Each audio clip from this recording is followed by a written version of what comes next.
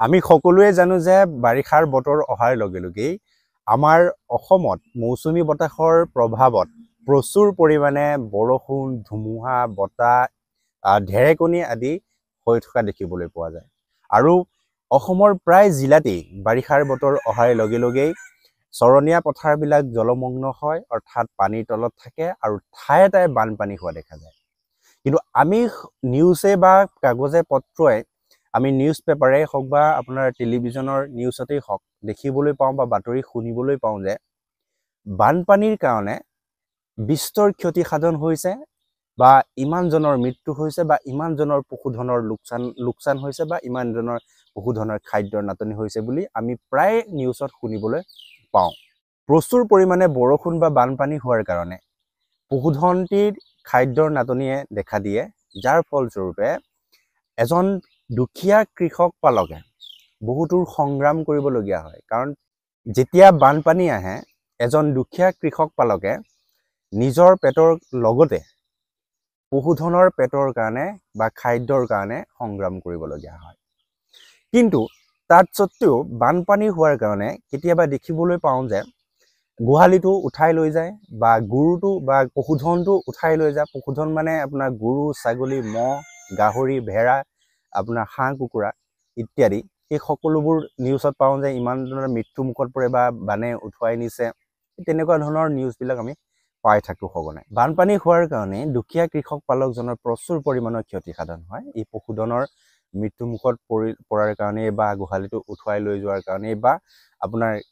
পশুধনটিৰ খাদ্যৰ নাটনি বা সংকটত দেখা দিয়াৰ কাৰণেই সেই সকলোখিনিৰ কাৰণে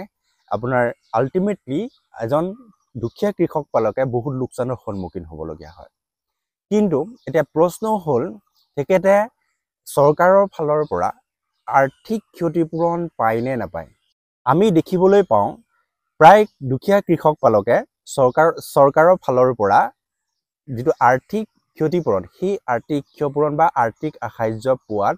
পশুধনৰ নষ্ট হোৱাৰ কাৰণে বা গোহালিটো ভাঙি যোৱাৰ কাৰণে, বানপানীয়ে হওক বা অন্য প্ৰাকৃতিক দুৰ্যোগৰ কাৰণেই হওক, তাৰ কাৰণে যদি পশুধনটোৰ মৃত্যু মুখত পৰে বা গোহালিটোৰ আপোনাৰ ভাঙি যায়, তাৰ কাৰণে আৰ্থিক ক্ষতিপূৰণ বা আৰ্থিক সাহায্য পোৱা আমি দেখিবলৈ পোৱা নাযাওঁ। কাৰণ এটাই, কাৰণ তেখেতে নেজানে বা এজন কৃষক পালকে নেজানে যে প্ৰাকৃতিক দুৰ্যোগৰ কাৰণে পশুধনটিৰ যদি মৃত্যুমুখত পৰে বা গোহালিটো ভাঙি যায়, তেতিয়াহ'লে আৰ্থিক ক্ষতিপূৰণৰ ব্যৱস্থা যে চৰকাৰৰ ফালৰ পৰা আছে সেই বিষয়ে নেজানে, বা যদিও নেজানে যে তাৰ যিটো প্ৰক্ৰিয়া ক্লেইম কৰা বা আবেদন কৰা যিটো প্ৰক্ৰিয়া, সেই প্ৰক্ৰিয়াটোৰ বিষয়ে তেওঁ অৱগত নহয় বা কাক আবেদন কৰিব লাগে, কেনেকৈ আবেদন কৰিব লাগে, সেই গোটেই প্ৰক্ৰিয়াটোৰ বিষয়ে নজনাৰ কাৰণে তেওঁ চৰকাৰে দিয়া যিটো আৰ্থিক সাহায্য বা আৰ্থিক ক্ষতিপূৰণৰ সেই সুবিধাটোৰ পৰা বঞ্চিত হ'ব লগা হয়। সেইকাৰণে মই আজি আপোনালোকক এই ভিডিঅ'টিৰ জৰিয়তে জনাম, যদি প্ৰাকৃতিক দুৰ্যোগৰ কাৰণে আপোনাৰ পশুধনটো বা আপোনাৰ গোহালিটো যদি ভাঙি যায়, তেতিয়াহ'লে আৰ্থিক সাহায্য পাবলৈ বা আৰ্থিক ক্ষতিপূৰণ পাবলৈ আপোনালোকে কেনেদৰে আগবাঢ়িব লাগিব, কাক আবেদন কৰিব লাগিব, কেনেকৈ কৰিব লাগিব, সেই গোটেইখিনি ডিটেইলছ মই আপোনালোকক আজি এই ভিডিঅ'টিৰ জৰিয়তে জনাম। গতিকে আপোনালোকক অনুৰোধ কৰিম, আপোনালোকে ভিডিঅ'টি শেষলৈ চাব, স্কিপ নকৰাকৈ, কাৰণ প্ৰতিটো কথা ইয়াত গুৰুত্বপূৰ্ণ। কাৰণ যদি আপুনি গোটেই কথাখিনি বুজি নাপায়, তেতিয়াহ'লে আপোনাৰ যিটো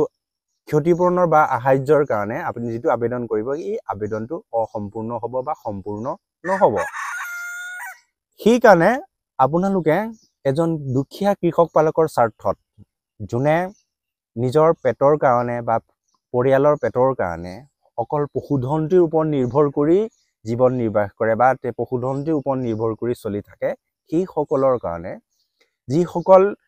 কৃষক পালক আছে, নিজৰ পইচা ইনভেষ্ট কৰি পশুপালন কৰি আছে, সেইসকলৰ স্বাৰ্থত আপোনালোকে আজি এই ভিডিঅ'টি শ্বেয়াৰ কৰিব, যাতে তেখেতে এই ভিডিঅ'টো চাই পিনি গোটেই প্ৰক্ৰিয়াটো জানে, আৰু যদি তেনেকুৱা ধৰণৰ সমস্যাৰ সন্মুখীন হয় বা এনেকুৱা ধৰণৰ চিটুৱেশ্যনৰ সন্মুখীন হয়, তেতিয়া তেওঁ এই প্ৰক্ৰিয়াৰ মাজেৰে গৈ পিনি যে আৰ্থিক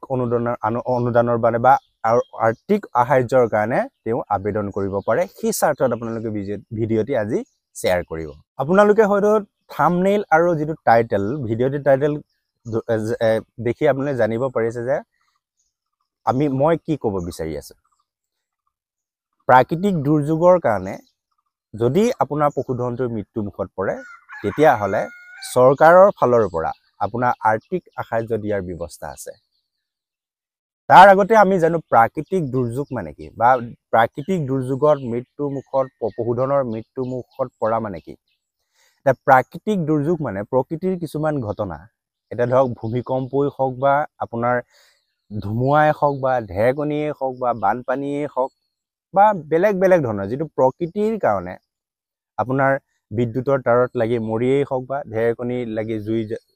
জ্বলাৰ পৰা আদি কৰি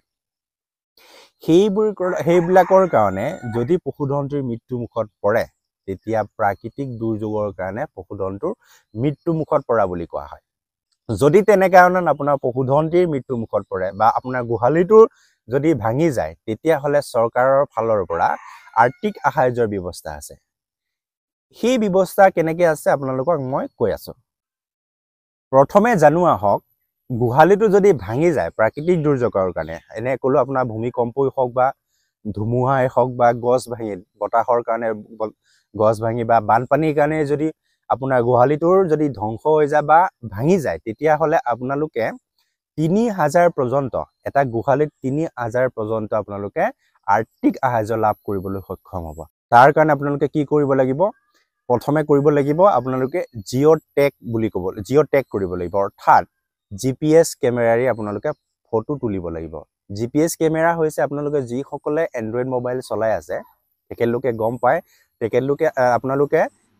প্লে ষ্টৰত গৈ পিনি তাত GPS কেমেৰা বুলি চাৰ্চ কৰিব, বিভিন্ন ধৰণৰ GPS কেমেৰা ওলাই আহিব। তাৰে যিকোনো এটা আপোনালোকে ইনষ্টল কৰি ল'ব। ইনষ্টল কৰাৰ পিছত সেই GPS কেমেৰাটো অপেন কৰি সেই ঠাইডোখৰত আপোনালোকে ফটো মাৰিব লাগিব। GPS কেমেৰা সেইটোৱে তাৰ লোকেশ্যন, টাইম, ডেট গোটেইখিনি ওলাই থাকিব। সেইটো কৰাৰ পিছত আপোনালোকে গামবুঢ়াক, নহ'লে আপোনাৰ লড মণ্ডল, নহ'লে আপোনাৰ যদি ভিলেজ লেভেলৰ যদি ডিজাষ্টাৰ মেনেজমেণ্ট কমিটি থাকে, তেনেকুৱা ধৰণৰ মেম্বাৰক, নহ'লে গাঁও প্ৰধান, নহ'লে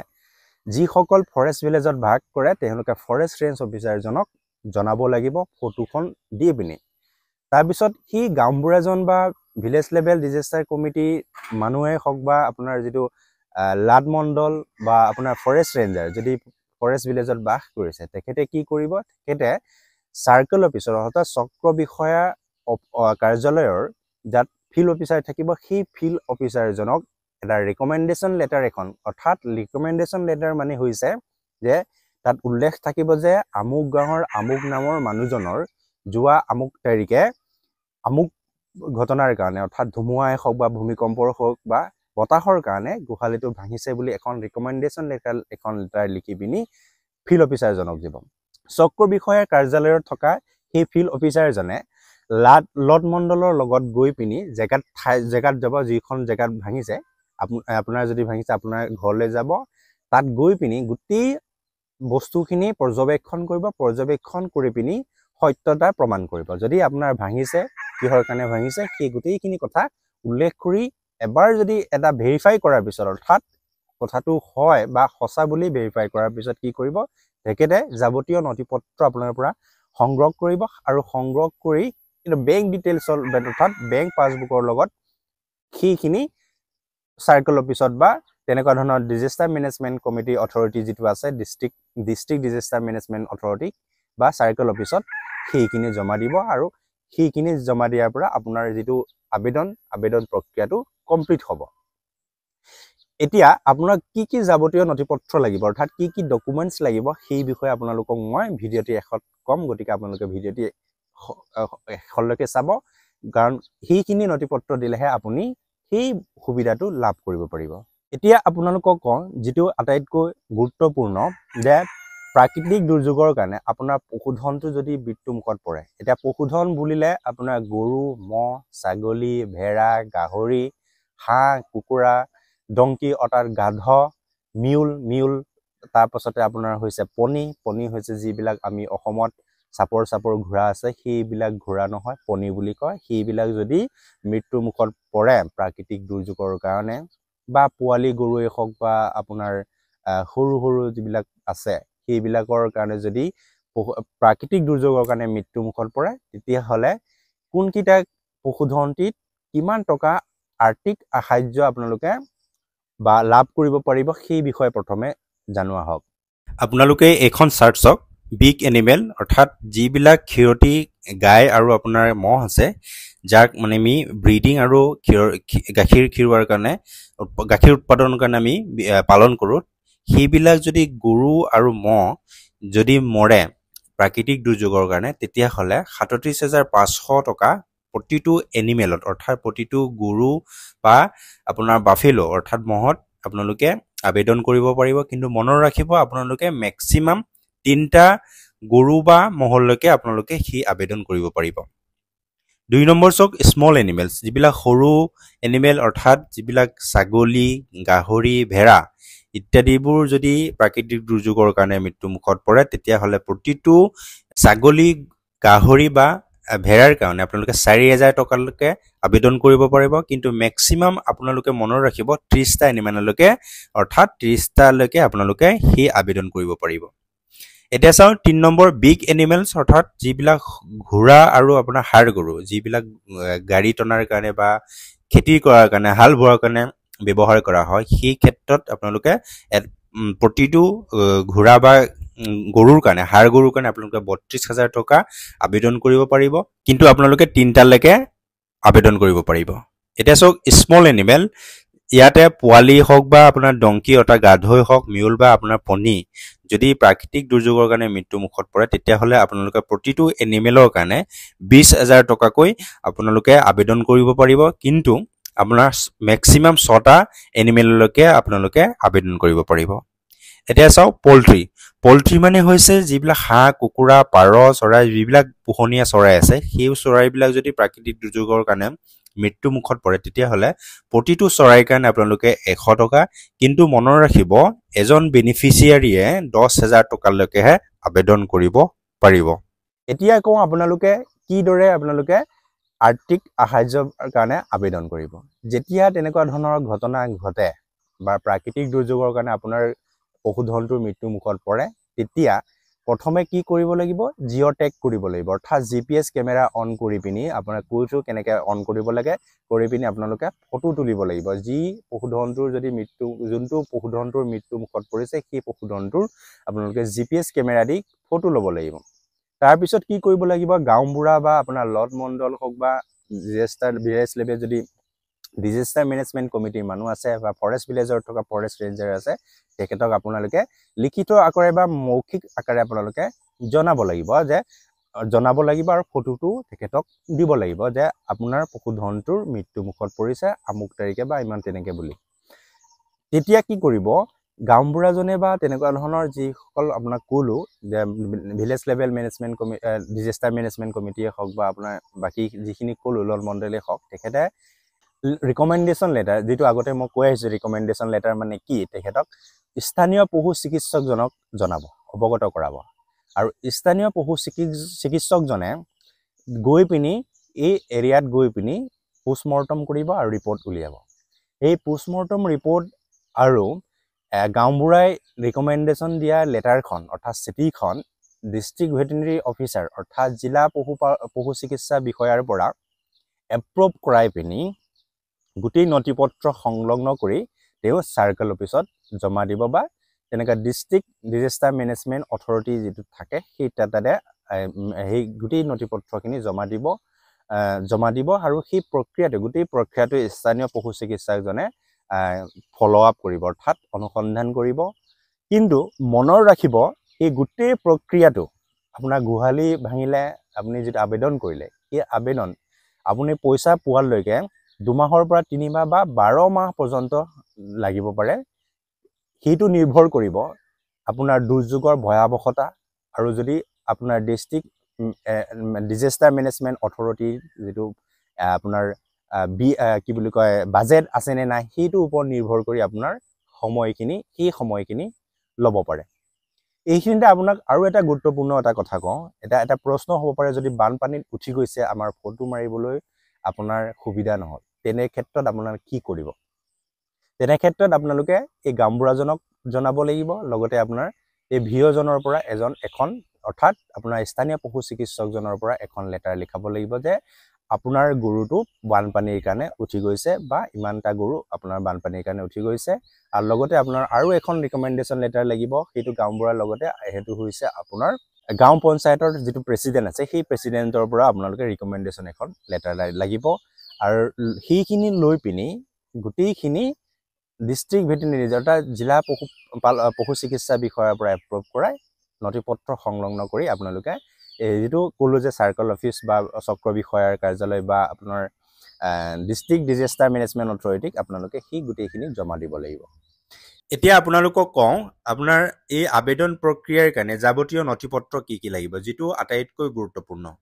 আপোনাৰ আবেদনৰ কাৰণে যাৱতীয় নথিপত্ৰৰ ভিতৰত লাগিব আপোনাৰ আধাৰ কাৰ্ডখন লাগিব, পান কাৰ্ড লাগিব, ভোটাৰ ID কাৰ্ড লাগিব, ৰেচন কাৰ্ড যদি আপোনাৰ আছে ৰেচন কাৰ্ড লাগিব, বেংক ডিটেইলছ উইথ মানে আপোনাৰ পাছপৰ্ট সাইজৰ ফটো লাগিব বেংক ডিটেইলছৰ লগতে, আৰু আপোনাৰ লেণ্ড ডকুমেণ্টছ লাগিব, আৰু যদি আপোনাৰ ইলেক্ট্ৰিচিটি বিল আছে ইলেক্ট্ৰিচিটি বিল লাগিব, অৰ্থাৎ মাটিৰ ডকুমেণ্টছ লাগিব, আৰু আপোনাৰ identity and place of origin অৰ্থাৎ আপোনাৰ PRC যদি পাৰ্মানেণ্ট ৰেচিডেন্স চাৰ্টিফিকেট আপোনাৰ সেই ঠাইৰ যে বসবাস কৰে সেই বসবাস কৰা প্ৰমাণ পত্ৰ লাগিব, আৰু যদি আপোনাৰ আছে আপোনাৰ এডুকেশ্যনেল চাৰ্টিফিকেট লাগিব, আৰু যদি BPL কাৰ্ড দৰকাৰ হয় তেতিয়াহ'লে BPL কাৰ্ড আপোনালোকৰ যদি আছে তেতিয়া এই BPL কাৰ্ডৰ লাগিব। সেই গোটেইখিনি নথিপত্ৰ আপোনালোকে প্ৰপাৰ প্ৰক্ৰিয়াৰ মাজেদি গৈ পিনি আপোনালোকে সেই নথিপত্ৰখিনি জমা দিব, তেতিয়াই আপোনাৰ সেই আবেদন প্ৰক্ৰিয়াটো সম্পূৰ্ণ হ'ব।